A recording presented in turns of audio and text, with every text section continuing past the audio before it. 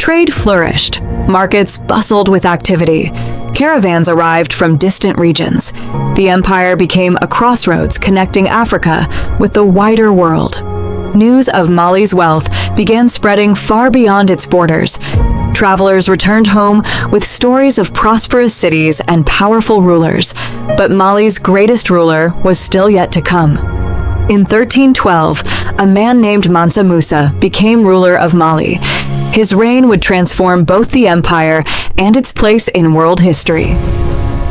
Even today, many historians consider Mansa Musa one of the wealthiest individuals who ever lived. His wealth came largely from Mali's control of gold production. At the time, Mali may have supplied a significant portion of the world's gold. This gave Mansa Musa access to immense resources. But wealth alone does not create a legend. What made Mansa Musa unforgettable was how he used that wealth. In 1324, he embarked on a pilgrimage to Mecca, one of the most important journeys in the Islamic world. The journey would become one of the most famous events in medieval history. As he traveled across the Sahara and through North Africa, Mansa Musa was accompanied by thousands of people, soldiers, officials, servants, merchants, and countless camels carrying gold. Witnesses were astonished. Wherever he went, he distributed generous gifts. He donated gold to the poor. He rewarded local leaders. He supported religious institutions. His generosity became legendary. In some cities, so much gold entered circulation that its value reportedly decreased for years afterward.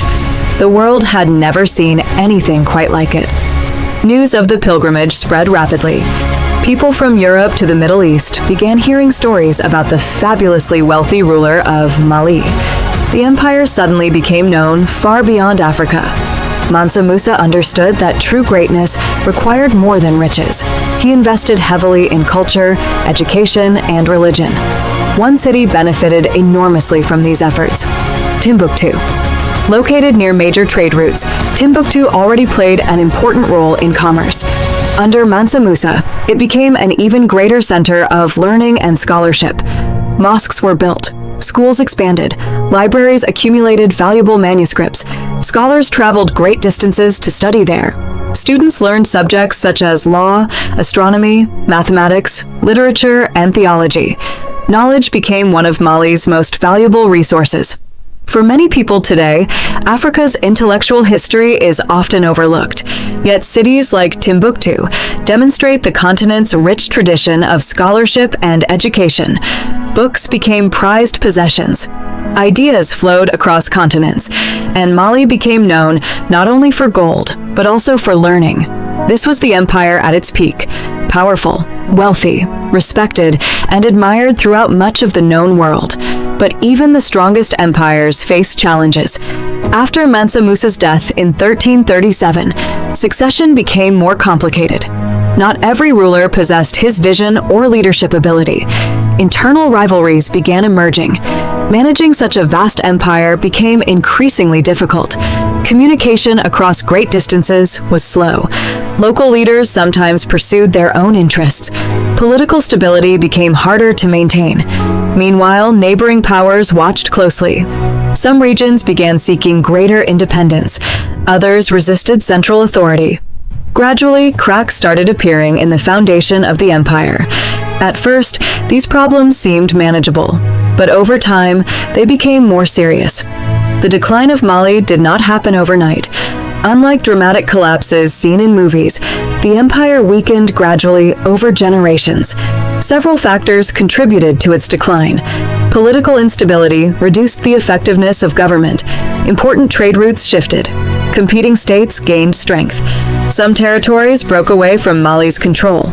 As the empire shrank, it lost access to valuable resources and strategic locations. The flow of wealth slowed. Military power weakened. Regional rivals became more confident. One of the most significant challenges came from the rising Songhai Kingdom.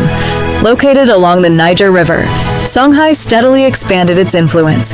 Its leaders built strong armies and sought control of major trade centers. Eventually, Songhai captured key territories that had once belonged to Mali. The balance of power in West Africa was changing.